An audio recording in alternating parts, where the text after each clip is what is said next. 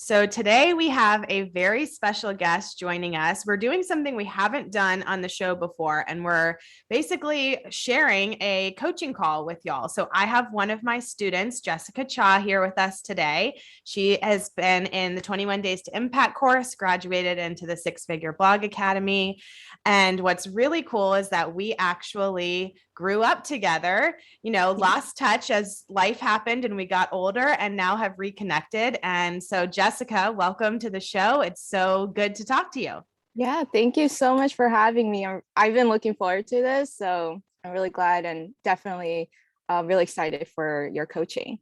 Yay. All right. Well, before we get into that, tell everybody a little bit about who you are and your story and, kind of what your background is maybe, and then why you decided to start a blog in the first place. Yeah, so I'm Korean American. I'll just start with that. I'm second generation here. Currently, I live with my husband in Brooklyn, New York, but we also split time in Atlanta because that's our hometown. And yeah, my previous career for 10 years was in the digital media advertising world. So I was in the agency world for many, many years, got a little bit burnt out. And so along came with just kind of focusing on my mental health.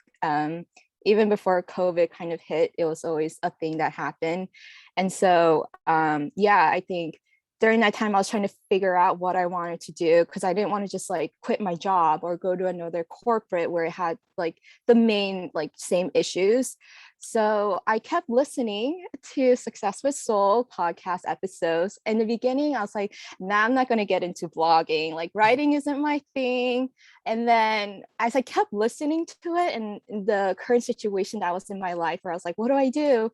I was like, all right, let's give blogging a chance. Like I have things to talk about. And so I did. I kind of took the plunge, quit my job without anything else. And yeah, I'm 6 months into it and I love it. It's been giving me a lot of, honestly, like a lot of purpose. I've been growing a lot myself, but also just learning a ton about blogging and really loving the moments where I can share helpful information with readers.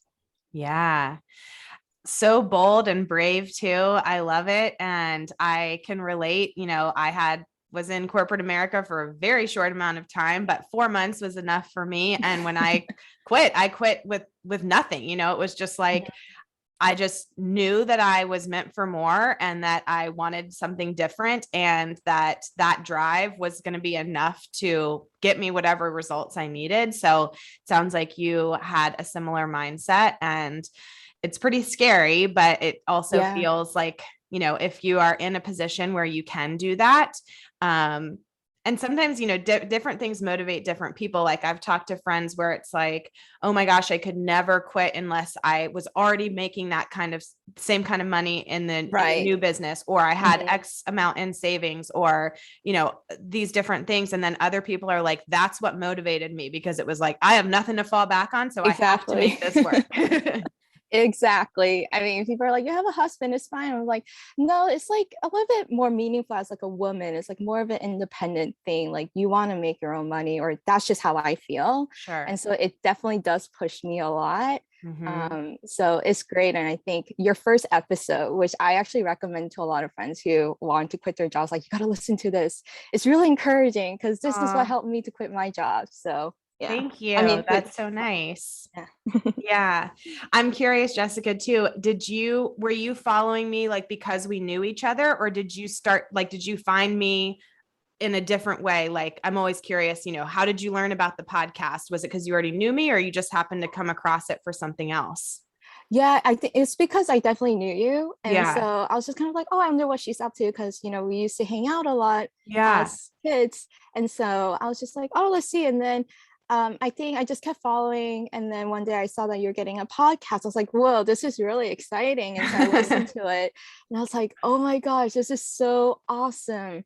And so, yeah, I mean, I think as a friend, I always like looked up to you. And so I was like, all right, I was just like, let's just see what she's up to. So yeah. That's so nice. Well, I appreciate that, and I'm so glad that it resonated with you. So, when you first you mentioned that you were like, I don't know if I want to start a blog. I'm not really, into writing. Hmm. Now, what has your experience been 6 months in? Like, how much do you feel like you're writing a lot? Have you gotten better at it, or it's less writing than you expected? It's definitely more writing. I kind of wanted to say it like kind of compared to like in a fun way, like writing a college essay, because I do have to do the research and like get the Mm-hmm. sources, but it's a more like fun way and obviously like a less pressured way because you're not getting a grade for it. But it's definitely been a lot more writing, but I kind of got into the groove of things. And as I'm writing, like I don't know, like I have a skincare blog. So if I'm doing reviews, then I kind of have a template in mind. Yeah. And so it's really easy for me to type it out. And I think it's easy for me to write it when I'm super excited to talk about it. When Yeah. it's something where I'm like, oh, well, from like a standpoint, it looks good. People are searching for it, but do I really want to write about it? And that's what makes it hard. But being someone who wasn't a writer, I definitely started to get used to it and trying to figure out the tone and the writing style. So yeah, it's definitely getting better. And um, I wish I could write like 4 batches of posts in one day, but honestly, two is like the most that I can do. So I could um, never do much more than two in a day unless they were really either short or formatted or, something like right, much more than yeah. two a day was, yeah, that's a lot. So, Okay, that's good yeah. to know because I was like, am I just slacking? Because some people say they write like 4 posts a day or 6 posts. I'm like, I can't do that. Well, the other thing I'm always talking about too is like quality over quantity. And so Yeah. just because you're writing more or publishing more doesn't necessarily mean that's better. And if you're not using, a really clear strategy and making sure that your posts are optimized for SEO and for affiliate marketing and all the other pieces, like, yeah, you could crank out a ton of posts in a day, but are they going to serve you? And so, Exactly. yeah, so I think that's good. Quality over quantity and making sure you have a clear strategy because just posting a bunch of content isn't enough to make it. Yeah, exactly. So that's just kind of what I've been still trying to figure out is how do I really set my schedule so that it works well for me where I'm not burnt out. Yeah, So yeah. exactly. So important. And I think too, there is this balance of figuring out what is the content that I really want to write? What are the stories I want to tell? What am I excited and passionate about? Like what's going to light me up? And then balancing that with what are people searching for? Is this actually going to, bring traffic to the site? Am I able to monetize this content in some way? And I think going all one way is never, you don't want to be too extreme in either direction. So I really do think like a successful blog is finding that balance of passion Mhm. and, what feels good in your soul and having that strategy piece with it as well. Yeah. Did you ever like write a post where it was more like, it's fine if I don't have any affiliate or I guess opportunities to make commission, but I'll just write it because I feel strongly about it, about this topic. Yeah, definitely. There's a few posts that I wrote, like I wrote the story of my son's water birth, and it was a very traumatic birth for me. And so I wrote that I'm not making any money from that post. Like there's no, affiliate links. I didn't optimize it for search. Like I just was like, I need to get this out and tell this story. Yeah. Um, and then there's other posts too, where you're writing like, maybe their goal is to get traffic to the post and bring more people to your site, but the post itself isn't going to be like a huge money maker, but it's Mm. like a way to bring more people into your, sphere of influence and into your community. Um, but yeah, so there's definitely a balance. Not every post is like, this has to be, a money maker. This has to be the affiliate piece, or even this has to bring traffic. Like sometimes it's just like, I just wrote this because it was on my heart and I needed to get it out. Right. Yeah, totally. I love that. I think as I'm starting to keep writing blog posts, one thing I've noticed is I get clicks to affiliate links, but very, very little purchases. So I was like, what Mm, can I do I don't want to like, or can I say blatantly, like, give it a try here, or like, I don't want to sound so salesy, but how do I make it sound organic that it encourages people to say, I want to buy it, kind of thing? Because I do share like my experiences, what I like about it, and all the little information, and people click into it, but they don't really buy it. So I was like, how do I get this going? Yeah. So that's such a good question. And there's a couple things that could be happening. We have a module in 6FBA or a lesson in 6FBA called like troubleshooting affiliate performance. And in there, we talk about things like this, where it's like, nobody's clicking on my affiliate links, or people are clicking, but nobody's buying. And so every piece you have to kind of like peel back the onion and figure out like, well, where's the disconnect happening? Is it happening because something in your messaging is not conflicting, but maybe it's not matching with what they're seeing when they go to the website. So maybe there's like some sort of disconnect there between the way that you're talking about it, and then they click and they're like, oh, this is different, or it's not what they were expecting in some way. That could be something that's happening. Maybe it's something that is, a price point issue, and your audience is like, I'm willing to spend $20 on a skincare product, and this is $100 product. And so they are like, I'll look at it. I want to check it out, but I'm not going to purchase. And maybe that could be like, are you telling them what the price is up front? Or are they waiting to find out the price until they click? And then when they do, they're like, oh, this is different, Right. or this is not what I was expecting. Again, there's maybe that disconnect happening where there's something unexpected once they click the link.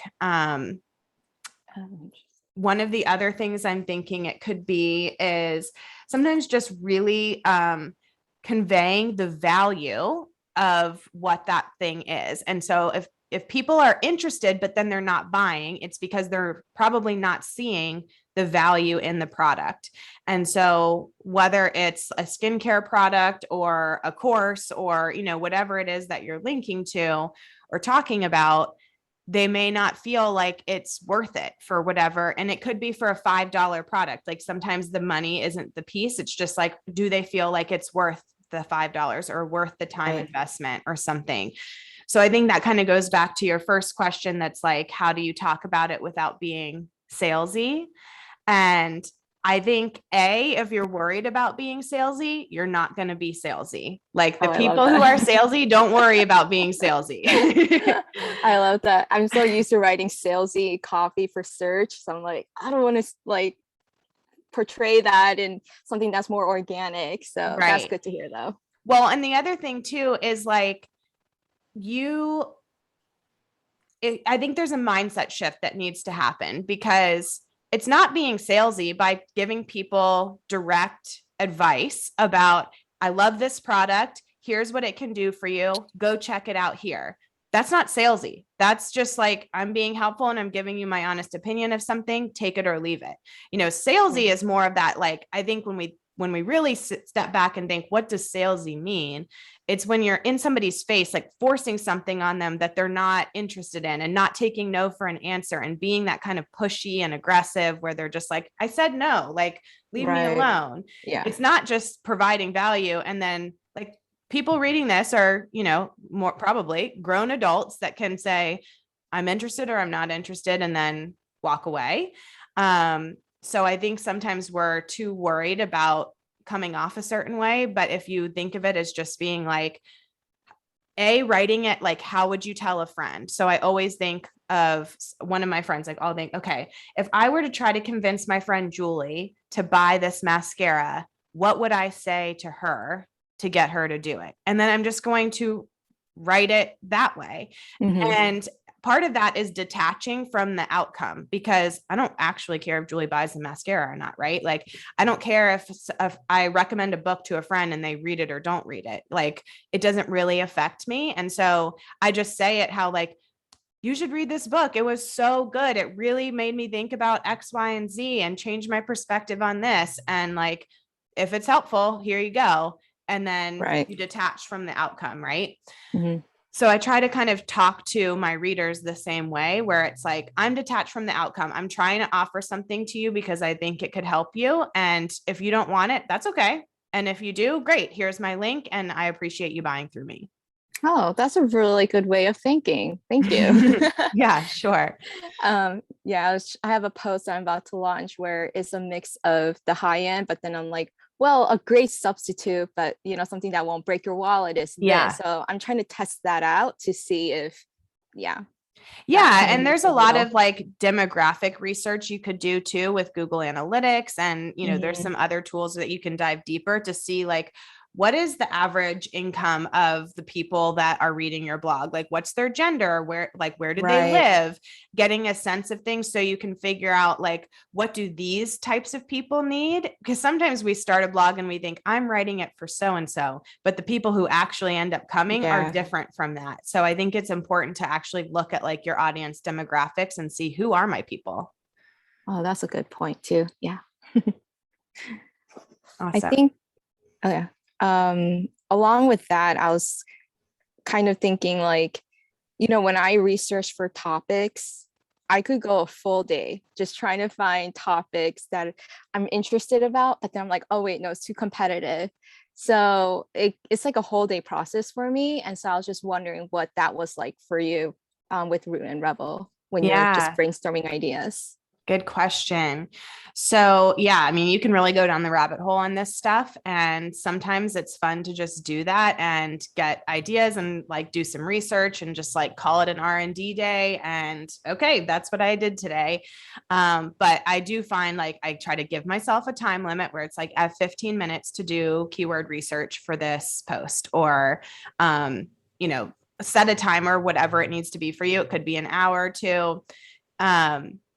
And I think so there's two things. Like sometimes I'm doing keyword research because I'm like, I don't really even know what I'm going to write about. I'm just going to kind of start doing some research to see what people are searching for in general and get ideas. And that usually takes a little bit longer. Whereas other times I'm going, okay, I'm going to write a post about face masks.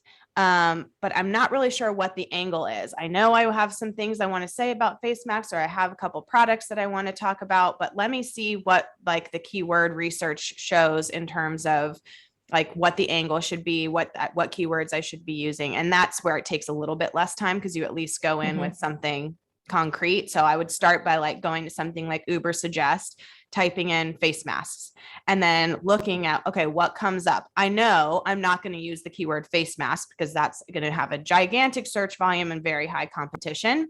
Yep. Way too broad. But that's where I'll start is like start with the broad thing. And then from the list of like related keywords, I go through and I look at the search volume. And that's the first piece that I look at is search volume. And I'll see, okay, what is maybe 200 searches a month at a minimum and up to maybe 10,000 searches a month, which still can seem low, even 10,000, because sometimes it's like, oh, but there's this keyword that has 200,000 searches a month. But when you're small and you're just starting out, Mhm. you cannot compete for those gigantic keywords. Yep. And even 200 people, if 200 people search for something and you can rank on the first page and you get 200 people to your site, It's that's amazing. huge. And that is so much more likely to happen than if you try to rank for the 200,000 search volume keyword a month, you'll never show up on page one. So you're really trading 200 for zero because you'll Yeah. never show up, right? So I try to stay on the lower end of the search volume. And then after I kind of look at the search volume, then I'll look at competition and I'll see, okay, how like Uber Suggest is a tool that will tell you how easy or difficult it is to rank for a certain keyword. So I usually try to look for, okay, it's the search volume that I want and an easy level of difficulty. And then from there, I'll like, so maybe I start with face masks and then the thing that comes up is pumpkin face masks. And I'm like, okay, pumpkin face masks is where I want to go with this. Maybe that's enough of a keyword, but maybe there's an even longer tail keyword that might make more sense where it's pumpkin face masks for acne or something. And so then like you're getting more and more narrow as you go. So so that usually takes me, 15 to 30 minutes, just depending. Does that answer your question? I feel like that was a Yeah, roundabout way. that's good too. Yeah, because I can definitely go through a rabbit hole. I'm like, oh, I want to talk about, I don't know, like toner for redness, but it's way too Hmm. competitive. So I'm like, all right, let's just get a little bit creative and see what more I can write about this, like a long tail keyword. Hmm. But yeah, that's really helpful too. And I totally agree. It's you're just starting out, definitely cannot compete in the 10,000 world of searches. What I've actually done in the past was for a skincare product that is new and I think there's a lot of potential, I would look at the searches and the competitive level. And there's one post where I am the first page. And when I initially researched for this product, it was probably like 50 searches, very like low competition. But Hmm. then 3 months later, all the major beauty publishers started to write about it. But I still ranked on the first page because Yeah. I mean, I don't know the ins and out of all the SEOs, but I think because I had written already about it, it's like a very in-depth review, I still remain on the first page. So it's really Yeah. cool to see myself around like the major publishing brands. I'm like, wow, Yeah. I'm like on this tier now. But Yeah. yeah, Fancy. No, that's just something that's I've tested. that's such a good example of why it can be beneficial to find a low search volume, but for a topic that's maybe trending. And like if you get in early, part of SEO, now there's a million pieces that go into it, but part of SEO is longevity. So the sooner, like the earlier you get in talking about something, that is going to help you in your rankings. And so I see that. And that's very similar to what happened to me when I did an organic meat delivery post. And this is an Mhm. example I share all the time because it's been really successful for me. And I think part of it is because when I first searched organic meat delivery, nobody was writing about it. The only results that came up were the actual brands that you could just go buy directly from, but there were no reviews, there were no roundups of like comparisons. And so I got in early and then continued to maintain my first page ranking once it really did take off. And especially when COVID hit and everybody was looking Mhm. for food delivery, things really took off with that. And so I think, yeah, that's a great example of like, it might seem counterintuitive to pick the lower Right. search volume, but it does pay off. Yeah, definitely. I think some of the most, I don't know if it's the most popular, but I know it's definitely a hot topic, is backlinks. Like, how did you go about it in the beginning when you were starting out? Because that's something I really do struggle with.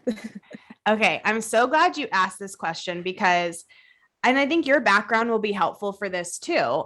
I in the traditional like SEO world and online marketing world, backlinks, and for everybody listening who maybe doesn't is not familiar with this term, backlinks is basically when another website links back to your website.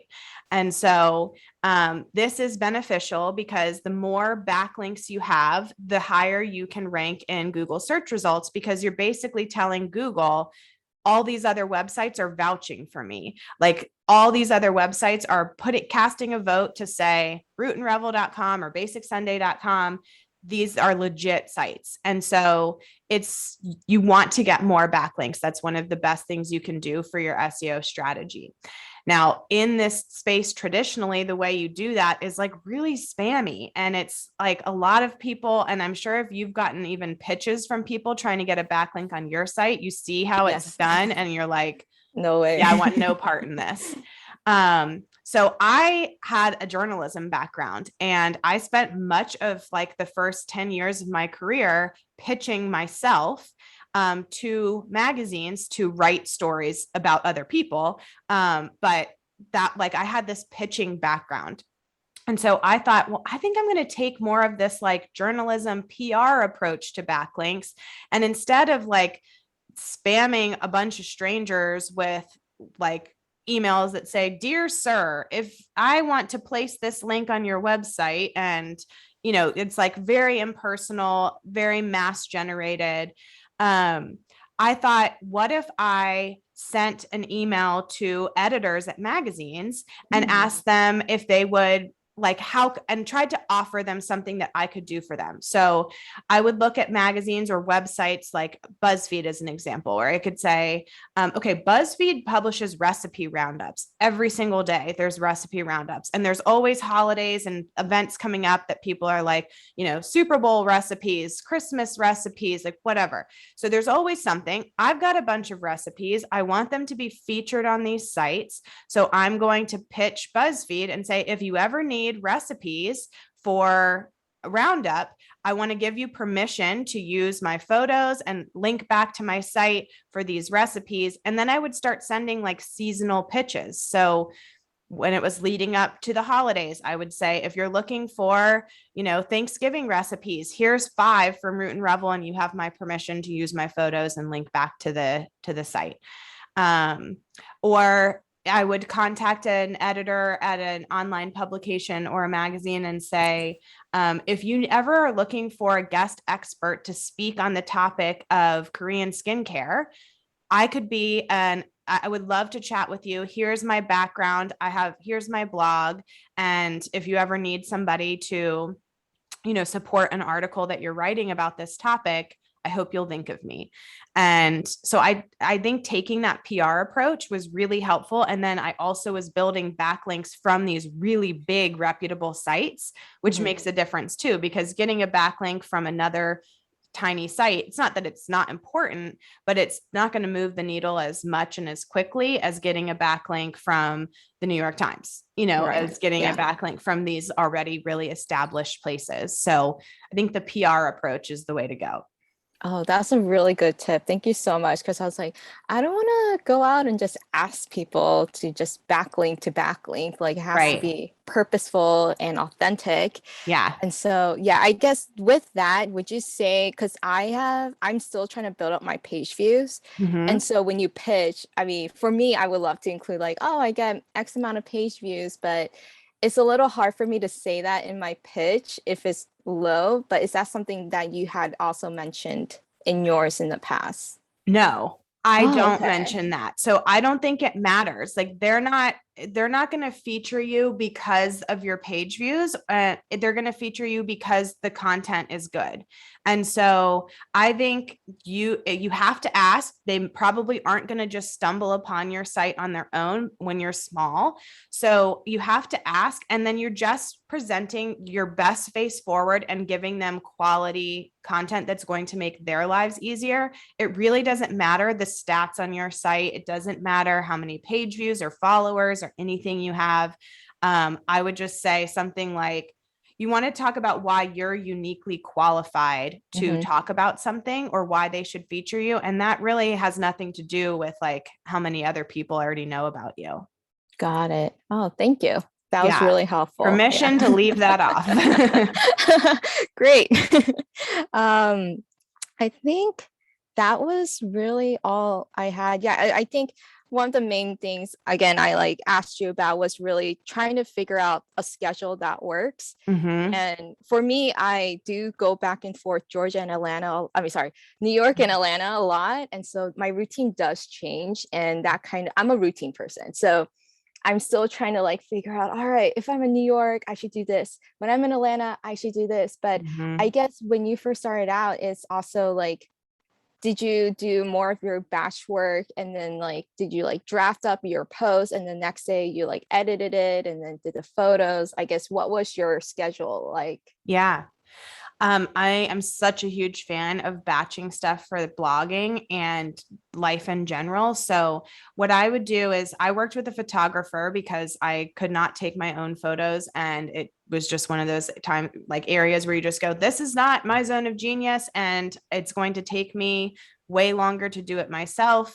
And so I'm going to outsource it and get what I need and be done with it. So she would come to my house and at in the beginning, it was probably like once a month. Then when things really picked up, we were doing it every 2 weeks, but we would batch all of like, we would do 8 recipes in a day or something like that. Or, whatever the post is going to be. Like we did a lot of DIY skincare, and we also talked about beauty topics. So, if we need like a picture of me holding a product or using a product or something like that, we would do all of those at one time. So we'd have like an agenda of this is what needs to be shot today. Mm-hmm.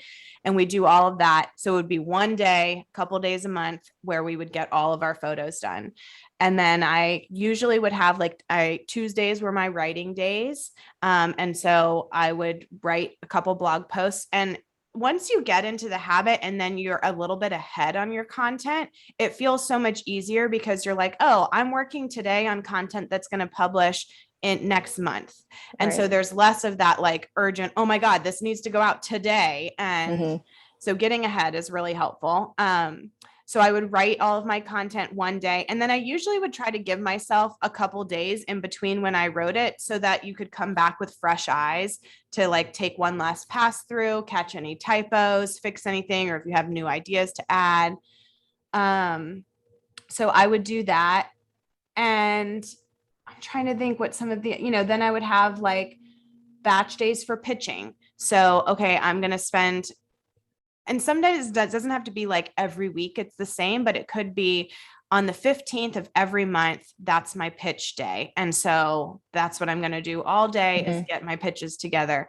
And I just found like I was so much more productive because I was so focused on just doing one thing and not being interrupted by thousands of other things. And, you could really move the needle a lot further by batching and getting everything done at one time.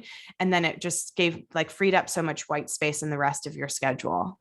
Yeah, definitely. That's really helpful to know, because I don't know if anyone else had like put corporate and trying to do things on their own, but one of the biggest struggles I had was being able to manage my own time instead of someone putting meetings on my calendar and basically managing my time.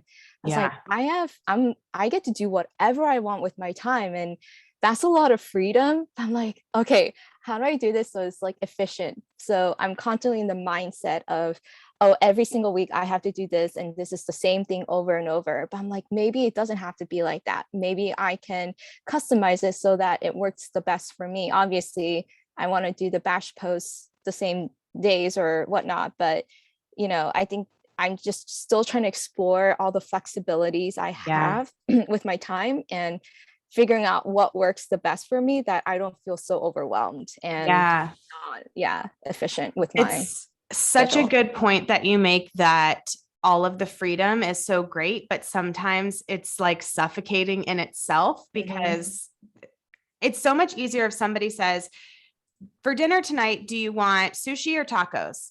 And you just pick one. If somebody says, what do you want for dinner? And it's like, oh gosh, I don't know. What do I want for dinner?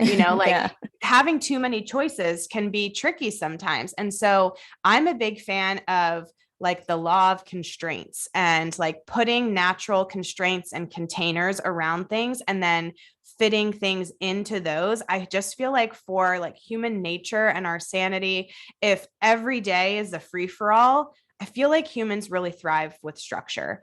And so figuring out how much structure you need in order to feel that like I still have flexibility and I still get to like work in this state of flow, but it's not every day I sit down and it's like, well, what of the 3,000 tasks that I need to do should I do today? There's like that structure in place that can kind of help you constrain the freedom in some ways, which actually I think ends up making it feels more liberating. Yeah, definitely. And I'm just thinking like there might be other people who are blogging part-time because they have full-time jobs. So it might be the other way around where they feel like they don't have enough time. So, but for me, I was just like, actually, I don't know what to do with all, like, how do I structure it so well?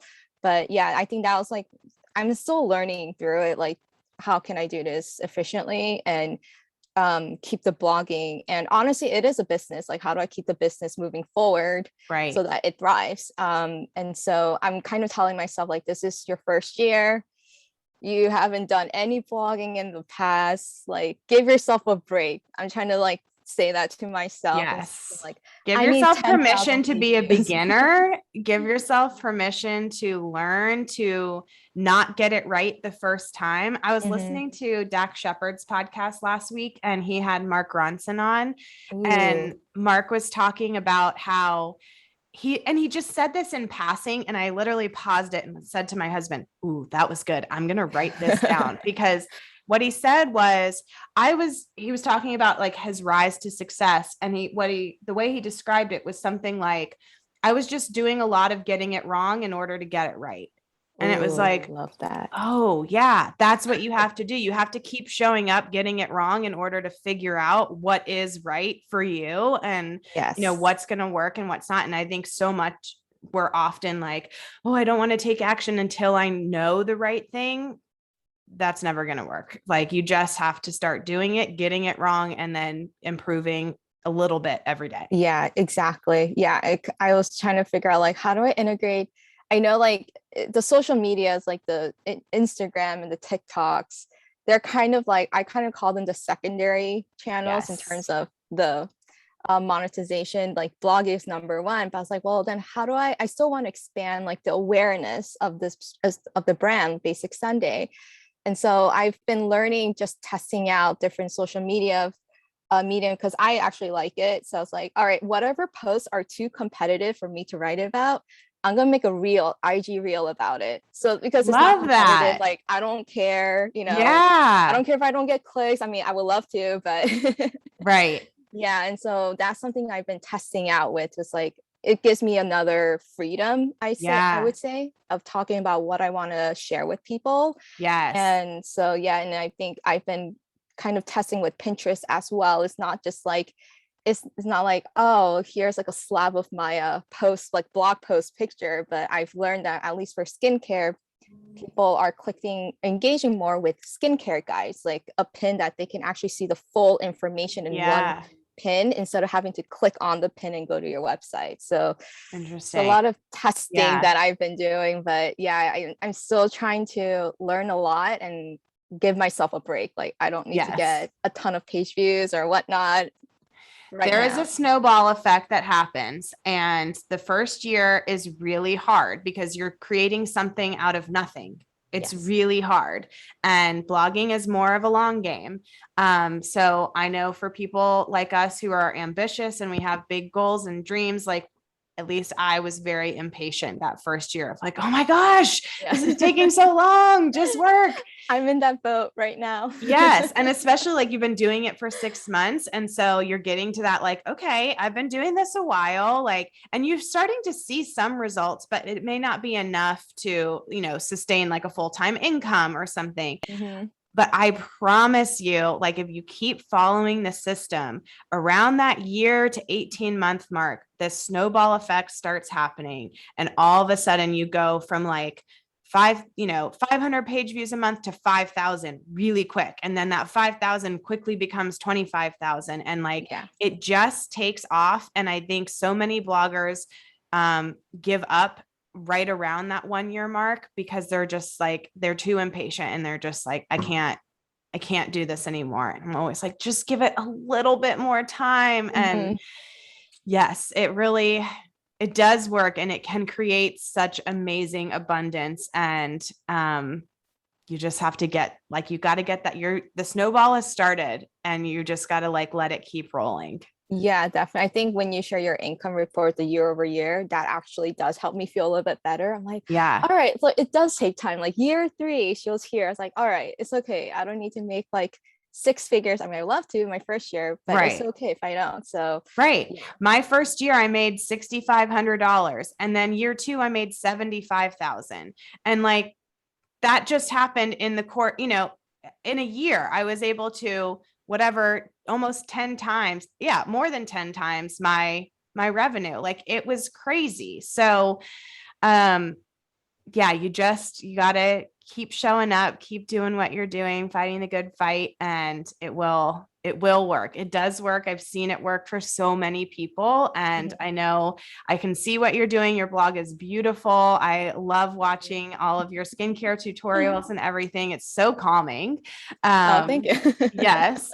And Yeah, I'm excited for what's next. We'll have to check in like 6 to 12 months from now and Yeah. Oh, I'll see. definitely let you know. Yes.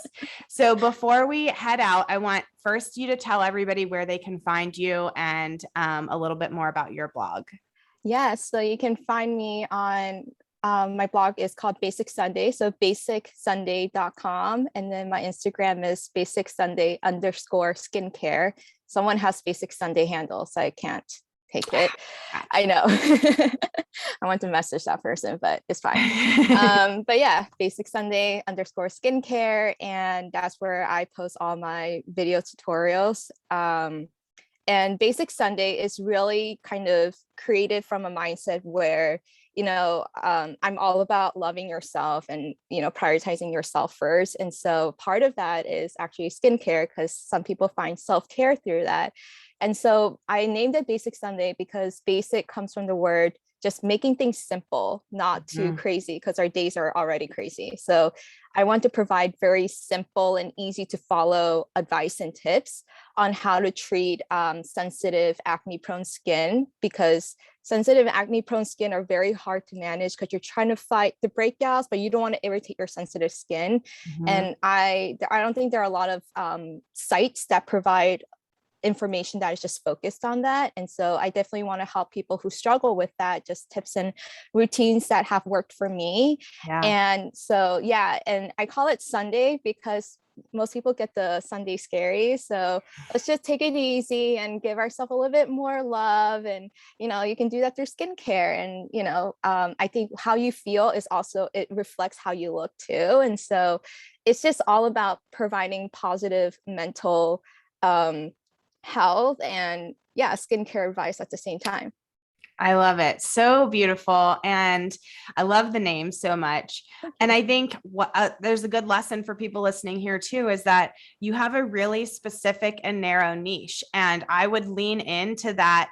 Your target market is sensitive, acne prone skin, so like lean into that. That's probably a good keyword to like on a broad level look at, and then dial in content from there. And that's going to be a great way to grow your traffic in a faster way and more sustainably than if you were just a general skincare blog.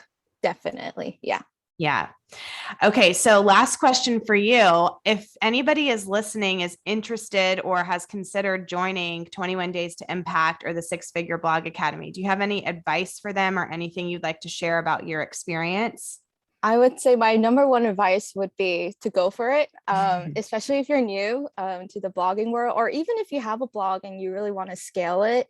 For me, at least 21 Days to Impact, that helped me to just get things off the ground from a technical standpoint. It really did help me to, set up the Google Analytics, Search Console. Those are things where it's just like, I don't know how to do this. Like, what is it kind of thing? And so 21 Days to Impact, it really helps set up the base work for me. And that's something that I would recommend even to my friends who may want to start out blogging. And then once you're kind of done with that, I think the Six Figures Blogging Academy, that's super exciting because that's when you can really learn how to do the ins and out of the blogging, how to do the affiliates, sponsorships, and even just the basics of what to write about. And so I think both courses I would actually recommend if you can do both, because it really does help guide you every way. I don't think it handholds you, which is totally works for me, because you still have to learn on your own and test things and figure things out. That's how you really learn. Yeah. And so, but it does provide really good foundational lessons and really good resources, like what kind of affiliate partners you can reach out to, or so many other, there are a lot of resources that I can't remember top of my head, but I do look at them time to time. So I recommend both courses if you really want to do this right and seriously. Awesome. Thanks, Jessica. And you are one of our students. Like, I think people ask all the time, 21 days, like, can I really do this in 21 days? Now it's a 3-month program. So you do have 3 months to implement it, which you did. But do you want to speak a little bit to how long it actually did take you to get your blog set up and, running? It actually I feel like it took me longer because I was working on Super Bowl campaign when I enrolled in it, and I clocked in like, I don't know, 16 hours a day. So it took me a lot longer because I did have a very demanding job. But honestly, I would say maybe it took me 3 or 4 months, but it was fine because I was Yeah. like, I'm busy with my job. So, Yeah. but it was really quick and easy. You just have to sit yourself down for maybe like 30 minutes, watch the entire module, follow whoever's teaching how to do certain things, and it's fine. And I think what's great about your courses is the Facebook group, because Mhm. lots of people just ask questions and you don't feel like this is a dumb question or embarrassed to ask. Like you said, there are probably other people who have similar questions as you do. So Yeah. it's totally fine. And I love the support in the Facebook group that everyone gives to each other. Yeah. Yeah, I'm so glad you mentioned that because I feel like the Facebook group is one of those things that like you think you don't care about when you're looking to join a course or a program of some sort. And it's like, oh, we offer a Facebook group. And everyone's like, I don't need another Facebook Right. group. Yeah. But it ends up being like one of the best parts because that community aspect is so huge. And when you do get stuck or you need somebody to help you troubleshoot something or just like commiserate with you on something or celebrate your wins, Mhm. that like other people outside of this industry are like, what are you talking about? I don't even know what a page view is. And, Yeah. it's nice to have that community. So I'm glad you mentioned that. Yeah, definitely. And it's also just celebrating each other instead of, being jealous of other people's success. It's like Yeah. really celebrating and being encouraging, just being a nice Yes. person. So yeah. Love it. Well, thanks so much for being here, Jessica. This was so fun. Thank you so much. I learned so many helpful tips, and I can't wait to get back to writing my blogs. Yay.